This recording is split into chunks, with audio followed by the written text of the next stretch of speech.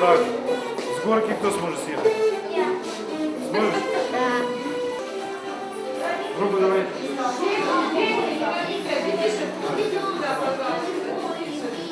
Оп.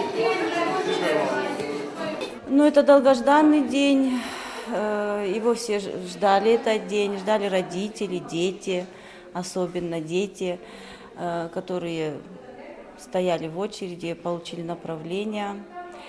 И я думаю, они будут с нетерпением и радостью приходить сюда, к нам в детский сад, к заботливым воспитателям, к своим верным друзьям, любимым игрушкам, книгам.